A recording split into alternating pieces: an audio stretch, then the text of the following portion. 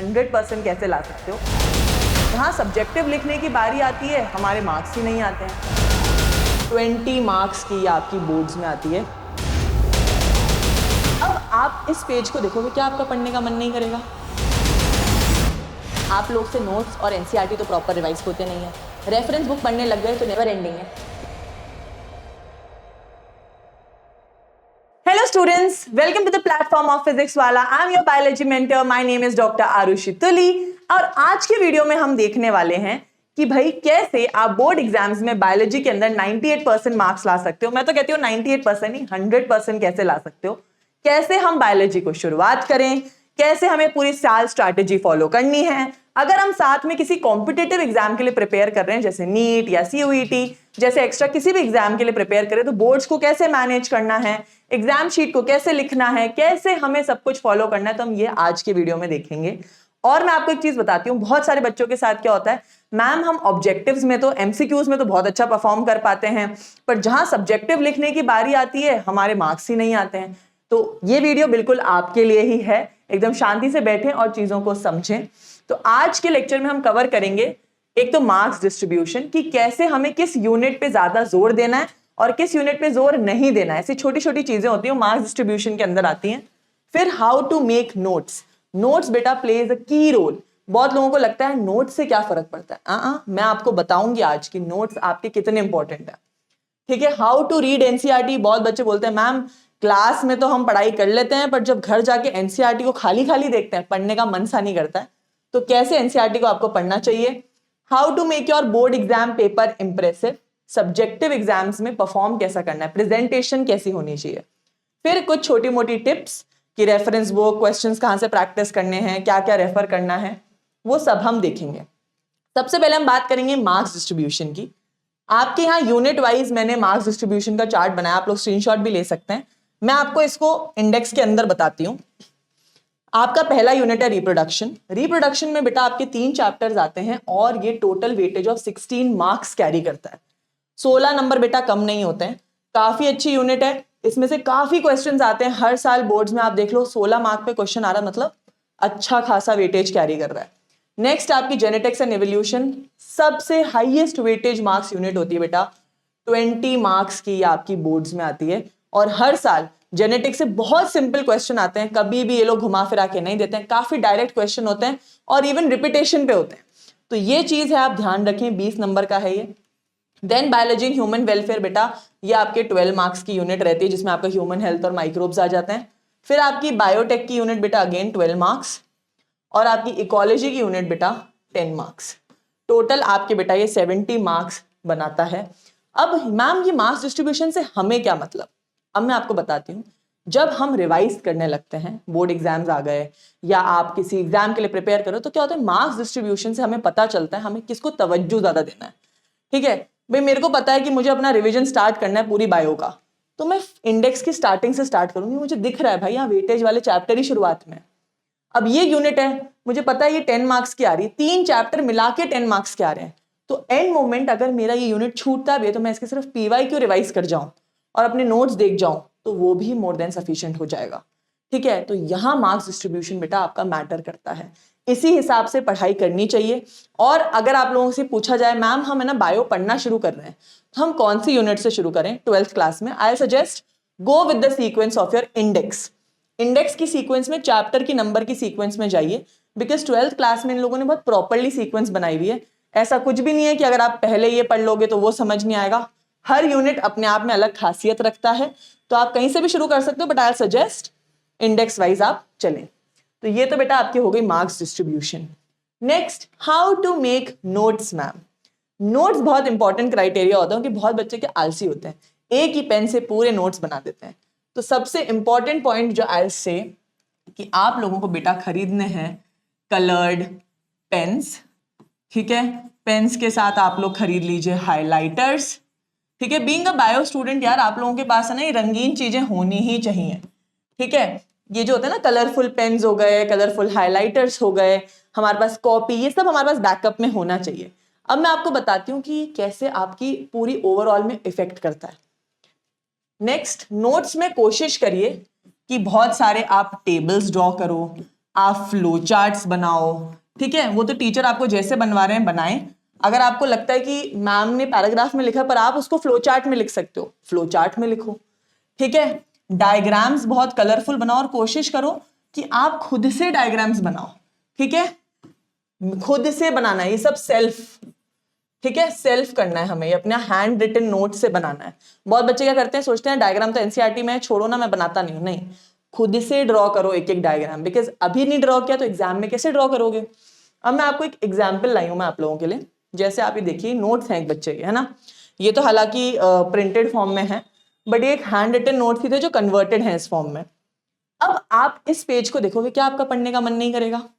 एक बारी देखते ही नजर जा रही है कि अच्छा सेल क्या है, कितने टाइप्स में डिवाइड है, डायग्राम कैसा है, लेबलिंग क्या क्या है, एकदम देखते ही नजर जाती है। तो क्या होता है, जब हम नोट्स को एकदम ऐसे कलरफुल तारे सितारे लगा के एकदम सुंदरता से तरीके से बनाते हैं तो हमारा भी पढ़ने का मन करता है। अब यहाँ पे बहुत सारे बच्चे बोलेंगे नहीं मैम हम तो ब्लू पेन से बना लेते हैं, हमारा काम हो जाता है। देखो, अभी ये चीज आपको समझ नहीं आएगी, ये चीज आपको समझ आएगी जब आपके 3-4 चैप्टर हो जाएंगे और आप वापस फर्स्ट चैप्टर को रिवाइज करने जाओगे तो आपको लगेगा यार बहुत सूखा सूखा लग रहा है, ये मैम ने, ये हेडिंग थी, सब हेडिंग थी, ये मैम ने ऑर्गन कौन से कलर का बनाया था, एक डिफरेंशिएट कैसे करें। ये चीजों में बहुत कंफ्यूजन होता है। उस टाइम तो लगता है सब चल जाएगा, बट नहीं, कलरफुल नोट्स बनाओ। मैं आपको एक और एग्जाम्पल दिखाती हूँ। ये 2 बच्चों के कॉपी के नोट्स हैं, ठीक है, डजंट मैटर आपकी हैंडराइटिंग सुंदर है या नहीं है, मेक इट कलरफुल ताकि जब भी आप पढ़ो आपका पढ़ने का मन करे। अब ये देखो, ये ह्यूमन रिप्रोडक्शन के एक बच्चे के नोट्स हैं। बच्चे ने एकदम छोटे छोटे राइटिंग में आप देखो स्टेप्स लिखे हैं, फिर उसके आंसर को एकदम कलरफुल फॉर्मेट में लिखा है, हेडिंग्स को बहुत सेपरेटली डाला हुआ है, ठीक है। फिर यहाँ पे उसने फ्लो चार्ट बनाए हैं पूरे, देख रहे हो आप कितने प्यारे से उसने इन चीजों को कवर किया है, जहां जहां जरूरत है उसने ब्लॉक्स बनाए हैं। वहीं आप इस वाले पेज पे देखो, ये बच्चे ने पूरा जहां हेडिंग को हाईलाइट करना चाहिए वहां हेडिंग को हाईलाइट किया है, डायग्राम को बॉक्स के अंदर डाला है, सेपरेट भी बनाए हैं, ठीक है, पॉइंट्स के अंदर मेंशन किया है हर छोटी छोटी चीज को, स्टेप स्टेजेस हर चीज को ब्लॉक्स में लिखा है। बहुत मैटर करती हैं चीजें क्लास में। जिस तरह का आपके टीचर नोट्स बनवा रहे हैं वैसे बनाएं, और आप उसको अगर बेटर प्रेजेंट कर सकते हैं अपनी खुद की कॉपी के अंदर, हो सकता है एक बच्चे को ये पेज लिखने में, अगर वो नॉर्मल हैंडराइटिंग में या नॉर्मल एक ही पेन से लिख रहा है, 10 मिनट लगे, वहीं आपको थोड़ा 10 मिनट ज्यादा लग जाएंगे, 20 मिनट लग जाएंगे, पर ये एक लॉन्ग टर्म इन्वेस्टमेंट है बेटा। नोट्स ही एक मेजर चीज होती है जो एक वन शॉट पढ़ने वाले बच्चे के और एक थ्रू आउट द ईयर पढ़ने वाले बच्चे के मेजर डिफरेंस क्रिएट करती है। क्योंकि जो शुरू से पढ़ रहा है उसने अपना टाइम दिया नोट्स बनाने में, और वहीं जो बच्चा एंड में पढ़ रहा है उसके पास नोट्स बनाने का टाइम बचता नहीं है, वो फटाफट करते हैं, ठीक है। तो अगर आप शुरू से ही पढ़ रहे हैं, स्टार्ट कर रहे हैं biology, why not make your notes as beautiful as you can, ठीक है। नेक्स्ट चीज, मैम एनसीईआरटी को तो देखते ही हमारी दुख दर्द पीड़ा जाग जाती है। हम सोचते हैं एनसीईआरटी को पढ़ें तो कैसे पढ़ें, हैं बहुत दिक्कत होती है ना इस चीज में। अब इस चीज के लिए मैं सजेस्ट करूंगी हाइलाइटर यूज करें, ठीक है, हाइलाइटर खरीद लो अलग अलग कलर्स के, मेनी कलर्स। अब मैं आपको बताती हूं क्यों। अब आपको क्या है बेटा, जैसे आपकी एनसीईआरटी का मैं पेज लाई हूं, स्क्रीनशॉट है ये आपकी ह्यूमन रिप्रोडक्शन वाले चैप्टर से है, ठीक है। अब मैं आपको बताती हूँ इंपॉर्टेंस। जैसे ही आपका एक पेज है, आप घर गए, टीचर ने पढ़ा दिया है, आपने एनसीईआरटी खोली, अब हमें इसे मैम कैसे पढ़ना है। आप क्या करो, जैसे आपने पैराग्राफ रीड किया कि भाई हर एक लोब्यूल में आपने अंडरलाइन कर लिया, हर एक लोब्यूल के अंदर क्या होता है भाई, हर एक लोब्यूल के अंदर उन्होंने बताया कि सेमिनिफेरस ट्यूब्यूल के इसके अंदर 2 चीजें हो रही है कि भाई मेल जर्म सेल है जिसे हम स्पर्मेटोगोनिया कहते हैं, और सर्टोली सेल्स है, ठीक है। ये कितना प्यारा लग रहा है। अब हम इसमें अगर ये देखें कुछ अलग कि भाई ट्रांसपोर्ट कैसे हो रहा है चीजों का यहाँ पे, ठीक है, भाई सेमिनिफेरस ट्यूब्यूल से यहाँ पे चीजें जा रही हैं, ठीक है। अब आपने इसको कलरफुल बनाया, प्लस आप नेक्स्ट चीज क्या करो, आपने क्या किया, आपको डायग्राम में दिख रहा है कि यहाँ 3 ग्लैंड्स हैं, तो कोशिश करो इनके जो यूज हैं यहाँ ब्रैकेट में छोटे छोटे यूज लिख लो। इससे क्या होगा, जब भी आप एनसीईआरटी खोलोगे तो ये ग्लैंड्स के बारे में आपको अलग से पैराग्राफ में नहीं ढूंढना पड़ रहा, आपको डायरेक्ट फंक्शन दिख रहे हैं उनके, ठीक है। प्लस हाईलाइट करोगे तो वो चीज अलग से भी नजर आएगी। अब बहुत बच्चे क्या करते हैं, उनकी आदत होती है ऐसे करते हैं अंडरलाइन। अब अंडरलाइन से क्या होता है, कई बार एक तो हम सीधी विधि नहीं करते, इससे एक तो लुक अनटाइडी आता है, पढ़ने का बाद में मन भी नहीं करता, ऐसे खिचड़ पिचड़ लगता है, ठीक है। दूसरी चीज, आप लोग डिफरेंशिएट नहीं कर पाते हो कि आप तो पूरी बुक अंडरलाइन कर देते हो, तो हाइलाइटर्स यूज करोगे तो आपके लिए अच्छा रहेगा, आप चीजों में इजीली डिफरेंशिएट कर पाओगे। और पूरी बुक हाईलाइट कर दो भाई, कोई दिक्कत नहीं है, बट कोशिश करो अलग अलग से कर दी, ठीक है, ताकि जहां जहां आपको लगे आपको नीड है उधर उधर आपका हाईलाइटिंग प्रॉपर हो गई, ठीक है। इससे क्या होता है, हमारा भी पढ़ने का मन करता है, कोई चीज को डिफरेंशिएट कैसे करना है वो भी पता चल रहा है कि भाई हर एक लोब्यूल की बात हुई है, उसमें दो चीजें मुझे दिख रही हैं, मतलब डायरेक्ट ही देखते ही आपका निशाना जा रहा है। तो ऑलवेज ट्राई अलग अलग कलर के हाइलाइटर्स यूज करो। एनसीईआरटी में व्हाइट पोर्शन क्यों दिख रहा है, ये इसलिए दिया है, इसको भर दो जहां आपको लगे, भाई आपको लग रहा है कोई इंपॉर्टेंट पॉइंट है मान लो, ठीक है, कि मुझे भाई स्पर्मेटोगोनिया से रिलेटेड कोई पॉइंट लिखना है, एरो बनाया, यहाँ पे उसके बारे में लिख दिया। आपको लग रहा है भाई इसके बारे में आपको कोई पॉइंट लिखना है, यहाँ ब्लॉक बनाया, लिख दिया। कोशिश करो एनसीईआरटी को पूर्ण उपयोग करो, ताकि अगर आपको कभी रिवीजन करना पड़े तो आपको ज्यादा टाइम वेस्ट ना हो, ठीक है। ये पहला, अगेन शुरुआत का इन्वेस्टमेंट है, पहली बारी में जोर आता है, पर ट्रस्ट में जब आप दूसरी तीसरी बार जब भी कभी रिवीजन करोगे आप बोलोगे मैम लिटरली हमें बहुत अच्छा फील होता है कि हमने प्रॉपरली इसको एक बार ही ढंग से पढ़ा था, उसके बाद हम सिर्फ हाईलाइटेड पॉइंट्स, जो जो पॉइंट्स हमने साइड में लिखे हम उसी को नोटिस करते हैं और हमारी जिंदगी बहुत सही कट रही है, ठीक है। तो बेटा एनसीईआरटी को या किसी भी किताब को पढ़ने का एक सलीका होता है, तरीका होता है, और उसको उसी तरह पढ़ा जाए तो अच्छा रहता है, ठीक है, क्योंकि थ्योरी सब्जेक्ट है, हर चीज पैराग्राफ में ही लिखी हुई है और वो चीज बोरिंग लगने लगती है एक पॉइंट के बाद। तो किसी भी चीज को बोरिंग से हम इंटरेस्टिंग कैसे बनाते हैं, हम उसमें कलर्स भर देते हैं, कलरफुल बना देते हैं, हाईलाइट कर देते हैं, चीजों को अलग से लिख देते हैं, सेपरेट लिख देते हैं। डायग्राम्स का पूर्ण उपयोग करो, भाई एनसीईआरटी ने प्यारे प्यारे डायग्राम्स दिए हैं, वहीं कोशिश करो कि छोटी छोटी लाइन में अगर तुम उनके यूज लिख सको, ताकि जब भी आप एक डायग्राम पढ़ रहे हो तो आपका डायग्राम से ही पूरी इस पूरे पैराग्राफ का रिविजन हो रहा है, पता चल रहा है अच्छा अच्छा इसका ये फंक्शन था, फटाफट से लेबलिंग देखी, चीजें देखी। Try following this method while reading your NCERT. Next चीज, ma'am how to make my board exam paper impressive. बहुत बच्चे कहते हैं मैम एमसीक्यू में तो ढंग के नंबर आ रहे हैं, नीट और सीयूईटी में तो हम अच्छा कर पा रहे हैं, पर बोर्ड्स में ना जब लिखने की बारी आती है ना हमारे नंबर ही नहीं आते हैं, हमें लगता है हमारे नंबर कट का रहे हैं मैम। तो बेटा ये कहाँ कट रहे हैं, मैं तुम्हें कुछ टिप्स बताती हूँ कि कैसे तुम्हें सब्जेक्टिव एग्जाम को रिप्रेजेंटेशन या प्रेजेंटेशन रखना चाहिए। ट्रस्ट मी, मैं मेरे कॉलेज में मेरे स्कूल टाइम से मेरे सब्जेक्टिव में बहुत ही अच्छे नंबर आते थे, और एक मेजर क्राइटेरिया जो आपके नंबर आने का रहता है वो होता है बेटा presentation skills. Present, writing matter नहीं करती। आप बोलोगे मैम हमारी तो राइटिंग अच्छी नहीं, मतलब हमारे नंबर नहीं आएंगे, नहीं, writing is not the criteria. क्या क्राइटेरिया मैं आपको समझाती हूँ। जैसे आप एग्जाम में कोई डायग्राम बना रहे हो, ठीक है, कोशिश करो कि डायग्राम की जो लेबलिंग है सारी एक ही साइड पे कर दो, ठीक है, कहां कर दो, एक ही साइड पे। आप देखो यहाँ पे इसने, जरूरी नहीं है इधर भर गया तो भाई दो लेबलिंग इधर भी हो गई तो कोई दिक्कत नहीं है, पर कोशिश करो एक फॉर्मेट फॉलो करो। ये एक बच्चे की आंसर शीट का मैंने स्क्रीनशॉट अटैच किया है। अब आप देखो बोर्ड एग्जाम में इसको नंबर कैसे दिए गए। एग्जामिनर ने देखा भाई डायग्राम बनाया, एक नंबर दे दिया, जो जो लेबलिंग के मार्क्स थे उसमें फटाफट नंबर देके 3 में से भाई को पूरे 3 नंबर दे दिए। क्यों? अब यहाँ ना तो इसने कोई कलरिंग करी है, ठीक है, कि बहुत वाव लग रहा हो, क्योंकि इतना टाइम नहीं होता है यूजुअली बोर्ड्स में, अगर ऐसा टाइम में कलर करो कोई दिक्कत नहीं है, नहीं है तो डायग्राम को नॉर्मल कैसा भी इतना कि समझ आना चाहिए, और लेबलिंग ऐसे करी कि एग्जामिनर जब चेक कर रहा है तो उसको हर लेबलिंग प्रॉपरली दिखे। कई बच्चे क्या करते हैं, आधी लेबलिंग इधर, आधी इधर, आधी इधर, आधी इधर, उससे क्या होता है अगर उसके नजर से कोई आपकी लेबलिंग छूट गई तो आपके तो मार्क्स कट गए। तो शुरू से आदत डालो, अपने नोट्स बनाने वाले टाइम से आदत डालो कि try doing labelling on the single side. Next चीज, यहां पे आप देखो अगेन मैंने एक बोर्ड्स की कॉपी का स्क्रीनशॉट अटैच किया है। कोशिश करो पॉइंट्स में आंसर को लिखो, और कोशिश ये भी रखें लाइन को आप बीच में छोड़ें ताकि नीटनेस लगे। वही कई बार क्या होता है हमारी राइटिंग बहुत छोटी या हमारी राइटिंग बहुत बड़ी होती है, तो वो क्या होता है एक दूसरे में मर्ज होने लगती है, तो वो अनटाइडी लगता है। कोशिश करें पॉइंट्स में लिखें, एक एक लाइन छोड़ के लिखें, ठीक है। प्रेजेंटेशन अगेन, फिर यहाँ आप देखो एग्जामिनर ने कैसे उसको पॉइंट्स के बीच में जा जाके मार्क्स दिए हैं, ये देख रहे हो आप, यहाँ उन्होंने पॉइंट्स काउंट किए। बच्चे ने जो भी उस पूरे पैराग्राफ का हाईलाइटिंग पॉइंट था उसको देखो स्क्वायर में कर दिया कि यार ये हाईलाइटिंग पॉइंट था, कि एग्जामिनर की जब भी वो चेक कर रहा है सीधी नजर इन पॉइंट्स पे जा रही है। कोशिश करें पॉइंट्स में लिखें, लाइन छोड़ें, जो इंपॉर्टेंट वर्ड है उसको सर्कल, स्क्वायर, अंडरलाइन, ताकि जब भी कोई चेक करे, आप खुद एग्जामिनर हो तो आपको फटाफट पता चल जाता है ना यार ये कितना प्रॉपरली लिखा है, परफेक्टली लिखा है, तो ये चीजें मैटर करती हैं। अगेन यहाँ पे एक सैंपल मैंने आप लोगों के लिए अटैच किया है कि एक क्वेश्चन था, उसमें बच्चे ने, मैं ये नहीं कह रही कि आप लोग इतना बेहतरीन बनाइए, बट यहाँ से हमें सीखने को मिल रहा है कि भाई उसने मेजर हेडिंग को डबल अंडरलाइन कर दिया, डायग्राम को बॉक्स के अंदर डाल दिया ताकि वो बाकी थ्योरी से डिफरेंशिएट हो जाए। जरूरी नहीं आप लोग बॉक्स में डालो, जस्ट आप लोगों की प्रेजेंटेशन बेटर करने के तरीके बता रही।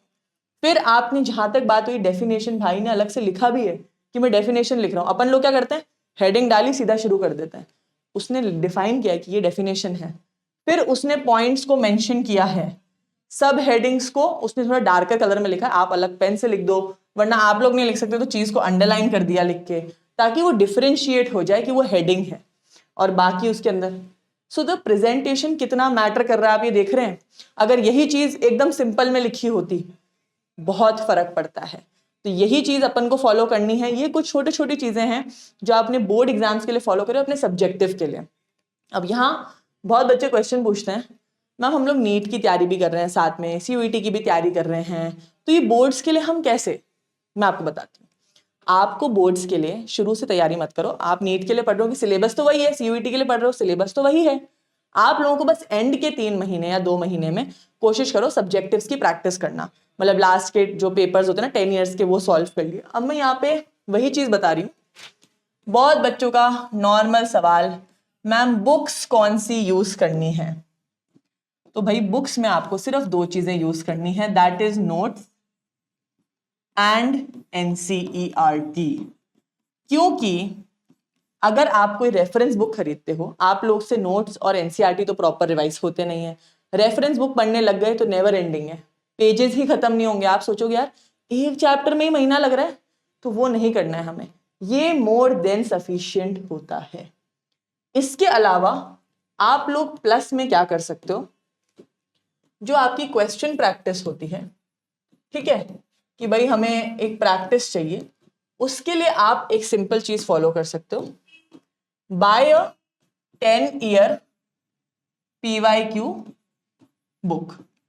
ठीक है, नॉर्मली क्लास में वैसे टीचर सॉल्व करवा देते हैं, अगर नहीं कराते तो आप लोग अलग से भी बुक खरीद सकते हो फॉर अ सेल्फ सेटिस्फैक्शन, ताकि आप एंड मोमेंट जब पढ़ाई कर रहे हो बोर्ड्स के लिए तो आपको पता चल जाएगा पैटर्न क्या है। यूजुअली बोर्ड्स में रिपीटेशन चलता है चीजों का, ये कर लो। दूसरा, आप बोर्ड के सैंपल पेपर सॉल्व कर सकते हो, ठीक है, सैंपल पेपर्स सॉल्व कर लो। तो ये चीजें आप कंबाइंड फॉलो कर सकते हैं, ठीक है। ये नहीं कि मैम हम कोई पब्लिकेशन की बुक खरीद लें क्या पर्टिकुलर, हमें तो रेफरेंस बुक चाहिए, हमें तो एक्स्ट्रा पढ़ना है।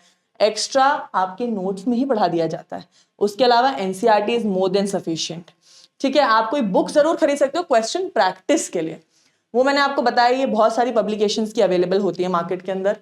सैंपल पेपर्स भी आपके ऑनलाइन भी अवेलेबल होते हैं, इनकी बुक्स भी अवेलेबल होती हैं, ठीक है, मोर देन सफिशिएंट है बायो के लिए। तो अब तीसरी चीज का जो हमें ध्यान रखना चाहिए बोर्ड एग्जाम में, डू नॉट गेट इन्फ्लुएंस्ड, ठीक है, बाय अदर्स। बहुत बच्चे क्या करते हैं, देखते हैं हमारे जो साथी लोग हैं, वो लोग है ना किसी 2 कोचिंग के मॉड्यूल्स पढ़ रहे हैं, किसी रेफरेंस बुक को रेफर कर रहे हैं, एंड मोमेंट पे ना बहुत सारी किताबें ले आए, यहाँ ये ऑनलाइन ये वो। आप लोगों को किसी से इन्फ्लुएंस नहीं होना है। आप अगर एक प्रॉपर अपना स्केड्यूल फॉलो कर रहे हैं वही फॉलो करना है। अगर आप किसी एक पर्टिकुलर कोचिंग में जाते हैं तो वो लोग जैसा करवा रहे हैं वही करना है, कोई दूसरी तीसरी जगह के नोट्स मॉड्यूल्स बुक्स खरीदने की जरूरत नहीं है, किसी और से इन्फ्लुएंस नहीं होना है हमें, ठीक है। ये चीज याद रखो। अगर आप सेल्फ स्टडी भी कर रहे हो तो आप शुरू से, अगर आपने चीज वीडियो देखा, आपको पता है भाई मुझे 2-3 चीजें ही करनी है, तो वही करनी है। लास्ट में हमें हमेशा याद रखना है कि ऑलवेज गिव टेस्ट, और वो चीज आपको देनी है बेटा विद टाइमर। क्योंकि क्या होता है, हम लोग को आदत नहीं होती है बोर्ड एग्जाम्स आने से पहले उन टाइम में उतने क्वेश्चन करने की, क्योंकि हम पूरा साल तो क्या करते हैं, नोट्स बना रहे थे, पढ़ाई कर रहे थे, MCQ टेस्ट दे रहे थे, छोटे छोटे सिर्फ चैप्टर वाइज टेस्ट दे रहे थे। तो क्या होता है, एंड मोमेंट कोशिश करो कोई लास्ट ईयर का एक आपने पेपर ले लिया या सैम्पल पेपर ले लिया, 3 घंटे या जितने का भी आपने टाइमर लगाना है टाइमर फटाफट लगाया और पेपर को सॉल्व किया, ठीक है, जितने भी आर का आपका एग्जाम है आपने लगाया और उसको आपने सॉल्व किया, फिर अपने मार्क्स कैलकुलेट करो, मतलब खुद से चेक करो कि आप प्रेजेंटेशन कैसा कर रहे हो। टेस्ट देने ये चीज आप बिल्कुल एंड मोमेंट कर सकते हैं, दैट इज लास्ट के 2 महीने में जब बोर्ड आने वाले होते हैं, तब ये चीज जायज है। बाकी पूरा साल हमें एक ही फ्लो फॉलो करना है, ठीक है। इसके अलावा कोई भी चीज है, मैम हमें ये सोर्स से ये पता चला है, हम एक्स्ट्रा पढ़ लेंगे, हम वो कर लेंगे, कुछ भी करने की जरूरत नहीं है। Even if you are a NEET और सीयूईटी एक्सपायरेंट, सेम चीज फॉलो करनी होगी, बिकॉज सिलेबस तो सेम ही है। एंड में आप ये चीजें फॉलो कर सकते हो अलग से। इन द एंड हम एक चीज देख लेते हैं लास्ट, कि हाउ टू रिवाइज, कि मैम हमने आपने बता दिया बायो को पढ़ना कैसे है, कहाँ से पढ़ना है, कौन सी बुक्स यूज करनी है, नोट्स कैसे बनाने हैं, बोर्ड्स में कैसे लिखना है, पर आप रिवीजन करना भी बता दो भाई। तो रिवीजन करने के लिए आई वुड सजेस्ट एक सिंपल मेथड आपको फॉलो करना है, that is a 3R method, ठीक है। 3R मेथड क्या होता है, दैट इज रीड, पहली बार रीड करेंगे, दूसरी बार जो हम उसको रिवाइज करेंगे हमारे टेस्ट से पहले या क्लास से पहले, और फिर हम करेंगे उसको रिसाइट। तो रीड, रिवाइज और रिसाइट क्या होता है बताती हूँ। आपने अपने नोट्स क्लास में बना लिए, आपने क्लास के बाद उसको एक बार रीड कर लिया फटाफट से, वहां से पढ़ लिया और एनसीईआरटी की एक रीडिंग लगा ली, ठीक है, that is read is done. उसके बाद जब आपने वापस क्लास के बाद दूसरी बार आप क्लास अटेंड कर रहे हो, उसका सेकंड लेक्चर अटेंड कर रहे हो, तो आप पुरानी चीज को वापस से रिवाइज करोगे, ठीक है। तो हमने उसको दोबारा रीड किया, रीड करते ही फटाफट से बुक को बंद कर दो, आंखें बंद करो और चीजों को फटाफट बोल के देखो, ठीक है। कैसे बोल के देखना हमें, कि अच्छा यार सेल था, सेल के 2 टाइप्स थे, उसके ये फंक्शन थे, ये डायग्राम था, उसकी ये लेबलिंग थी, ठीक है। That is read, revise and recite method. इसको 3R मेथड कहते हैं। ये बहुत इफेक्टिव होता है जब सब्जेक्टिव आपका कोई सब्जेक्ट होता है जिसमें थ्योरी बहुत ज्यादा होती है, ठीक है। और आप अगर आपको लगता नहीं मैम बोल के हमारे से नहीं हो रहा है, तो आप क्या करो, एक पेपर ले लो, मतलब एक रफ कॉपी ले लो, उसमें आप लिखने लग जाओ, अच्छा ये था, इसके 2 टाइप्स थे, ये डायग्राम था, उसकी लेबलिंग एक रफली करके देख ली, ताकि जिन लोगों को होता है ना हमें लिखने से याद होता है, तो ऐसे भी कर सकते हैं। वरना दिस मेथड इज समथिंग जो बहुत ज्यादा इफेक्टिव है और आपको बहुत हेल्प करेगा। एंड प्लस ये मेथड में ओवरऑल आपको स्पेशली रिसाइट करने में 10 से 15 मिनट ही लगती है, ठीक है, ज्यादा टाइम कंज्यूमिंग भी नहीं होता है। पहले वाले रीड में डेफिनेटली आपका टाइम कंज्यूम होगा, आप पहली बार रीड कर रहे हो, बट उसके बाद ये 2 स्टेप्स ज्यादा टाइम कंज्यूम नहीं करते हैं, ठीक है। इस तरह आप चीजों को रिवाइज करें। और अब अपने बोर्ड एग्जाम्स के लिए एक चीज हमेशा से याद रखना, कि हमें कोई बहुत सारी जगहों से नहीं भटकना है, सिंपल एक प्रॉपर मेथड फॉलो करना है, सीक्वेंस हमें पता होनी चाहिए कहाँ से पढ़ना है, सब्जेक्टिव में लिखना कैसे है, रिवाइज कैसे करना, सब मैंने आपको बता दिया है। इन चीजों को बस फॉलो करो और अपनी पढ़ाई में जोरों शोरों से लगो, कंसिस्टेंट रहो और फोकस्ड रहो, ठीक है। वो रहोगे तो कोई भी चीज हो, चाहे बोर्ड हो, नीट हो, सीयूईटी हो, कोई भी एग्जाम हो, आप डेफिनेटली 98 क्या 100% स्कोर करोगे। सो थैंक यू बच्चे लोग।